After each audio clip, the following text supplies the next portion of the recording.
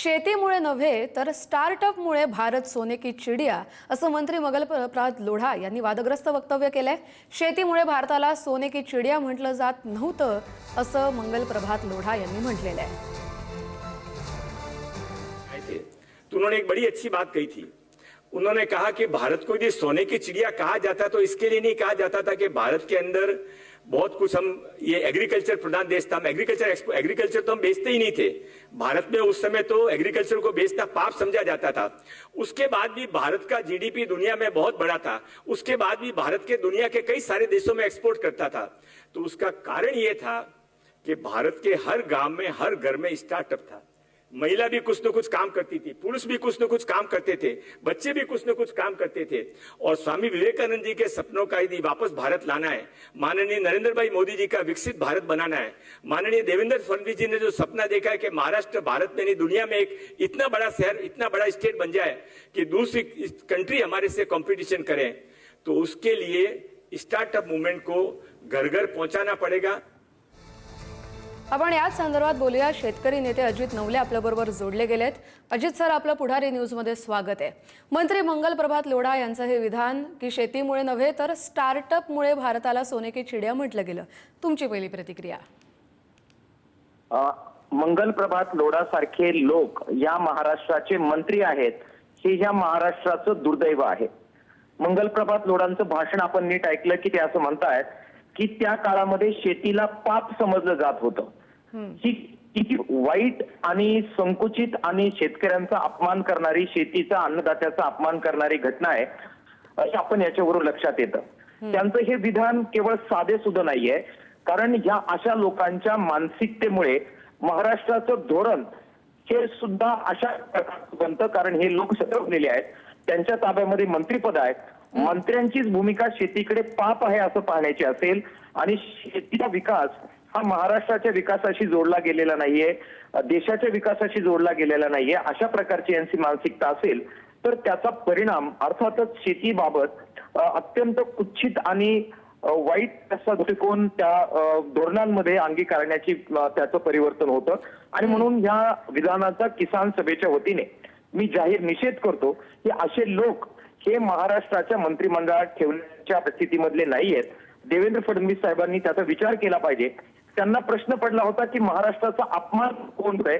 हे असले लोक जे शेतकऱ्यांचा अपमान करतायत ते खऱ्या अर्थानं महाराष्ट्राचा अपमान करतायत, हे देवेंद्र फडणवीसांनी समजून घेतलं पाहिजे। बरोबर। अजितजी धन्यवाद, तुम्ही ही प्रतिक्रिया दिली त्यासाठी। याचबरोबर आपल्याबरोबर शेतकरी नेते राजू शेट्टी देखील जोडले गेले, स्वाभिमानी पक्षाचे ते प्रमुख आहेत। राजू शेट्टी सर, आपल्या पुढारी न्यूजमध्ये स्वागत आहे। मंत्री मंगल प्रभात लोढा यांचे असं नवीन विधान समोर आलंय की शेतीमुळे नव्हे तर स्टार्टअपमुळे भारत सोने की चिडिया म्हणून ओळखला जातो, या वक्तव्याकडे आपण कसं पाहता? नाही, एकूणच महाराष्ट्र सरकारमध्ये जे मंत्री आहेत, अगदी मुख्यमंत्र्यासहित सगळेच बेताल वक्तव्य करण्यामध्ये त्यांच्यामध्ये चढाओढ सुरू झालेली आहे। काल विधिमंडळामध्ये मुख्यमंत्री मिसिंग लिंक वरून ट्रोल करणाऱ्या सोशल मीडियातल्या सर्वसामान्य लोकांना दमदाटीची भाषा केली, बघून घेण्याची भाषा केली। आज मंगल प्रभात लोढा त्याच्या पुढे जाऊन सांगतायत की भारत हा शेतीसाठी कधी प्रसिद्ध नव्हता, सोने की चिडिया झाला तो स्टार्टअपमुळे। त्या मंगल प्रभात लोढांना एवढी तरी अक्कल पाहिजे होती की अश्मयुगात आपण गुहेत राहत होतो आणि गुहेतून आपली सुटका झाली ती शेतीमुळे। कारण गुहेत राहता राहता महिलांनी शेतीचा शोध लावला, माणसाची अन्नासाठीची भटकंती थांबली, माणूस विचार करायला लागला आणि विचार करता करता मग त्यानं चक्राचा शोध लावला, बाकीच्या सगळ्या गोष्टीचा शोध लागला आणि त्यामुळे मानवी प्रगती सुरू झाली। म्हणजे शेती ही मानवी प्रगतीची जननी आहे। असं असताना हा माणूस म्हणतो की भारत हा शेतीसाठी प्रसिद्ध नव्हता, सोने की चिडिया झाला तो स्टार्टअप मुळे। कुठलं स्टार्टअप होतं त्यावेळी? देश जगभरातले व्यापारी किंवा जगभरातला आपला जो व्यापार होता तो कशाचा होता? मसाल्या पदार्थांचा। ते शेतात होत नाही काय?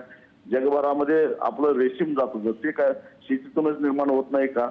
जगभरामध्ये आपलं कापड जात होतं, ते कशातून तयार होत होतं? जगभरामध्ये काय जात होतं आपलं? आणि मग चामड्याच्या वस्तू जात होत्या, ते कशातून तयार झालं होतं? शेतीतूनच निर्माण होत नव्हतं का? म्हणजे सगळं जे काय आहे ते शेतीतून निर्माण झालं. मुळामध्ये युरोपमध्ये औद्योगिक प्रगती झाली, औद्योगिक क्रांती झाली, ती सुद्धा शेतीतून जे बचत निर्माण झाली त्या बचतीतून उद्योगधंद्यामध्ये पैसा लागला. म्हणजे एकूण मानवी प्रगतीचा पाया हा शेती असताना असले बिंडोक मंत्री शेतीचा आणि शेतकऱ्यांचा अपमान करत असतील तर ते अत्यंत संतापजनक आहे. म्हणजे काय मनोवृत्तीची माणसं मंत्रिमंडळामध्ये बसले आहेत, त्यांचा शेतीकडे बघण्याचा दृष्टिकोन काय आहे.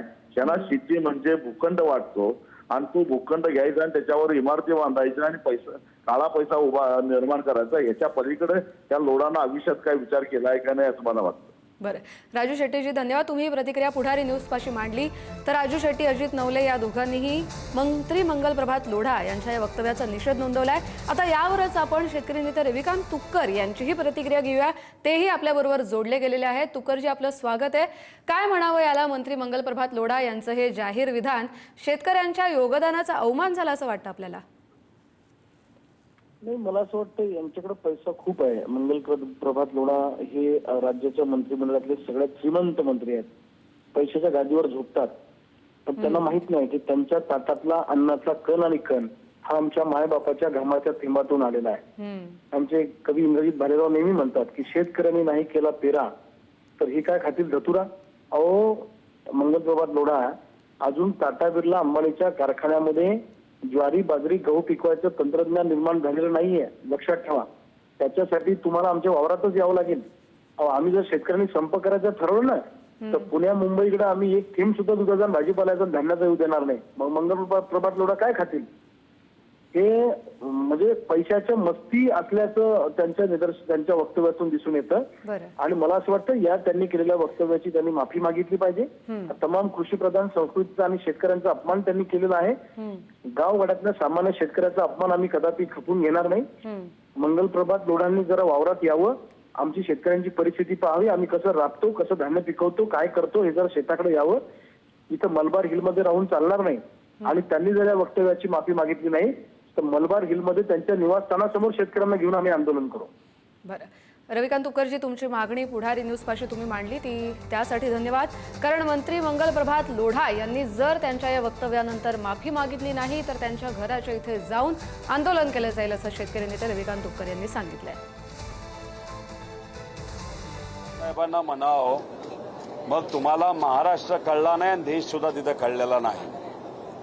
आज सोशल मीडियावर जे चाललंय आणि ते बघितल्यानंतर तुम्ही जर म्हणत असाल स्टार्टअपमुळे हा देश घडलाय, हे म्हणजे खरं तर हास्यास्पद आहे. कदाचित त्यांचं अज्ञानच त्या बाबतीतलं आपल्याला असं म्हणावं लागेल. कारण का आपला देश हा कृषीप्रधान आहेच. या देशातला शेतकरी कष्ट करतो म्हणून या देशातले लोक हे कुठंतरी अन्न खाऊ शकतात.